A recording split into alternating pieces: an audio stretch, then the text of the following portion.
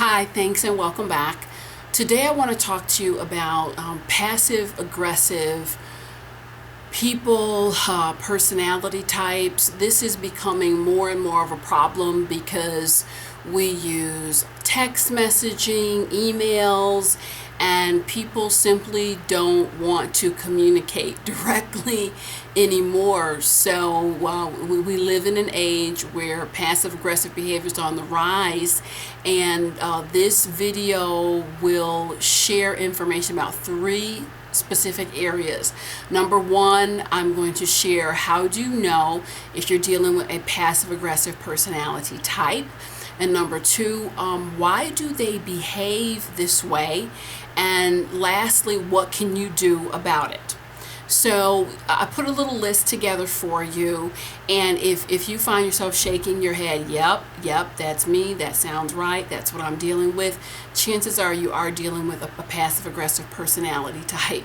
Number one, I feel like I'm being punished, but I don't know why. So there's this feeling I'm being poked and punished, and there's a question mark behind it. Number two, I feel like I'm being communicated with in code. There's a secret code coming through in their behavior and messages, but it's never direct. Number three, I can't quite get comfortable in the relationship, and I'm unsure of where I stand. I feel like I'm on eggshells sometimes when I shouldn't feel that way. And number four, there is a constant undertone of tension, and you're really not able to put your finger on that based on some of the behaviors you're dealing with. And number five, I feel as though someone is taking cheap shots at me in a hidden, secret way. So make note of how many times you shook your head yes, and if it was at least 3 out of the 5, continue to tune in to the video. So the next set of points that I wanted to make, why do people behave this way? People behave this way for one of 3 reasons, and listen carefully. Number one, they don't know how to communicate in a different way. So, in essence, this is just not a part of their toolkit. They do not have the skill set. They are not to this pit stop in their communication evolution. Number two, they are not comfortable with conflict or direct communication, yet they do desire to express their hurt and concern. So they do it in a covert way. Number three, they use this information as a form of manipulation to keep you under control, to keep you under their thumb in one way or another. I want to go on and give you some concrete examples. I've been giving you descriptions, but I want to share some concrete examples of passive aggressive behavior. Okay. First example, you have a coworker, and all of a sudden you find yourself, you have been honored by your boss because one of your ideas of innovation is going to be implemented throughout the organization, and his or her idea was rejected. So all of a sudden you find that your emails are not being returned. The reports that you work on with this colleague, they're coming at you slowly or not at all. Okay, so that's an example of passive aggressive behavior. They're upset about something, rather than discuss it, I will needle you in this way. Number three, let's go into the personal zone. You decide to go on a double date with your friend. You arrive at the restaurant, and her boyfriend looks at you and says, wow, you've lost weight and you look amazing. Congratulations. So secretly, this sets her off, and within the next hour or so, she lets you know that she's not feeling well. She's going to leave, and you need to get a cab back home. So, instead of communicating directly, we have this kind of covert tactic. Number three, your significant other is perturbed, upset because you extended business travel. Instead of discussing that openly, honestly, venting the feelings, your significant other decides that they are going to work late 7 days in a row and kind of leave you high and dry with no explanation. A fourth example, you are an adult child in college and you decided you were going to study pre-med. Your father is a doctor. You let him know you want to change your major to criminal justice, and he very casually smiles at you and says, okay, that's fine. I just wanted to let you know that money is tight, and since you're changing your major, you're going to need to finance your room and board.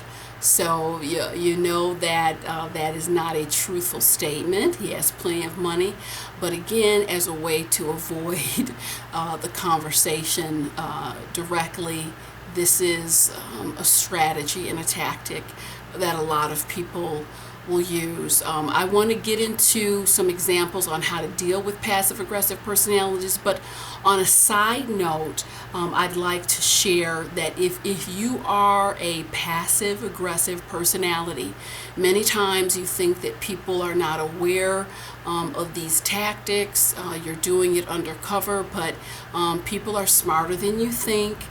They are aware, and there's always a backlash with passive-aggressive communication. I have seen this type of behavior ruin relationships, friendships, jobs, and in the extreme, it has ruined people's lives. And I'll be completely upfront with you. I know it's scary when we're talking about moving beyond your safety net in your territory if this is a habitual pattern for you. But there is so much freedom when you harness the power of clear communication. I'm certainly on my evolutionary path, and I'm working hard at it every day. There's always more things to learn, but I can tell you I have discovered there is no replacement for being understood, for sitting down, talking one-on-one. We are not in a climate where you can afford to move about in any of your relationships at work or at home with question marks behind you. You want people to understand you clearly, your motives, your intentions, and that builds and breeds trust. I've learned that the hard way, so I really want to shave off some complications for you. So strategies, if you are the passive-aggressive person and you're trying to overcome that, I want you to always ask yourself one question, and ask yourself throughout the day, do I want to manufacture chaos or clarity in my relationships? Do I want to manufacture chaos or clarity in my relationships? If your answer is clarity, then direct, clear, and compassionate communication. There's no other way to go. On with the techniques to deal with passive-aggressive behaviors and personality types. Strategy number one, which is my favorite strategy, replace passive aggression with active compassion. Say again, replace passive aggression with active compassion. You know, I'll give you an example of this. Let's say you forgot to RSVP to a friend's party and you just showed up, you totally forgot to RSVP. And a lot of times passive-aggressive personality types will complain to you in a secondary manner. They'll complain to you about the exact thing they're upset about. So your friend says to you, you know, I'm thinking of planning a party for my sister in May, but you know, I'm reluctant because, you know, Lord knows people don't even RSVP these days. Now in your head the little bell goes off, wow, that's something I did. So you have a choice at this moment.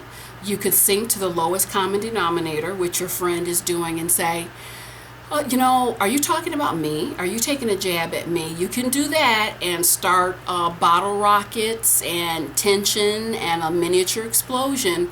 Or you can replace this passive aggression with active compassion and look at your friend, look at him or her right in the eye and say, you know what, just as you're just saying and describing this scenario, I realized I did just that last week. I am so very sorry.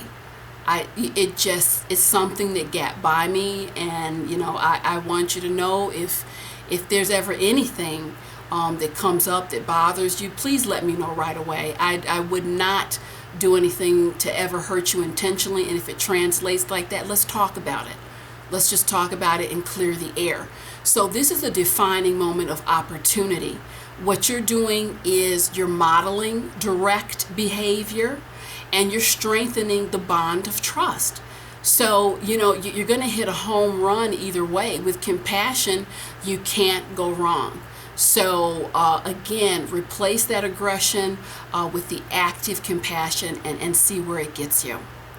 Number two, let me back up. Before I go on with number two, I want to give everyone a reminder that all of us, including myself, we're evolving. We're at different evolutionary points, as I mentioned before, in our communication styles and mastery. So it's important to remember that just because you're comfortable in one area, someone else, they may be totally unfamiliar with that. It's foreign to them. So there's always a place for grace in communication. Strategy number two is to call them out quietly. Calling people out directly and quietly and calmly, it works if the person has good intentions and they're rational. If the person does not have good intentions, they've got other motives operating in the backdrop, it's probably not going to turn out so well. But if it doesn't, they have told you something about themselves and you need to move on with a smile on your face, because they've revealed some information if they can't talk rationally to you. So let me give you an example of how to call them out calmly. Say there's an upset at work or in your personal life. You know that there has been a change in the communication pattern. There's behaviors, maybe they're not returning calls, maybe they're being shorter with you. I have found that a beautiful strategy is just to put it all out on the table. But see, it matters how you do it. It's not what you do, it's how you do it. So I've used this and I just pulled out this card when I need to. And you look the person right in the eye and you say, you know what? I've noticed a change in our dynamic here, in our communication pattern. I am concerned about it. I just feel that life is too short to be fuzzy in any areas. This relationship is important to me, and if there's an issue, I really want to stop, check in, put it out on the table, and hopefully we can get on the same page. I'm going to close my mouth now and give you the floor, and just, let me know what's going on from your perspective, and take your time. And when you issue that invitation, please honor your invitation. Close your mouth. Let them talk. 9 times out of 10, they want to share it with you, and you've just opened up a safe space for them to do that. If you offer a safe space, let the space remain safe, okay? And hear what they have to say, and keep your calm and cool and process it from there. I've seen that work wonders, and again, it's an opportunity to strengthen the relationship. You are modeling clear communication, and you have an opportunity to up-level the relationship, which people keep missing out on these valuable opportunities. And my last suggestion is to stay several steps ahead of the passive-aggressive person who is really a little slow in the enlightenment area. I'm going to give you an example of how you can be proactive. A client came to me and said, I'm having some issues in one of my friendships. My friend is very wealthy. She constantly volunteers to take us on these trips and buy these dinners, but it's clear afterwards she has regret and resentment. And we just don't know what to do because her behaviors go sideways. But this is a valuable relationship. So I suggested that the next time she had the grand idea to spring for dinner for 10 people or one of these exotic trips, say to her, look, that's a lot of money. It's a generous offer. We love you for it. Why don't you take a couple weeks to think about that? Because it sure is, it's generous, but it's a lot of money, and we know that your heart is very big. So think about it, slow down, and let us know. And you may want to do that a couple times before accepting. And this really puts the responsibility right back on this individual's shoulders.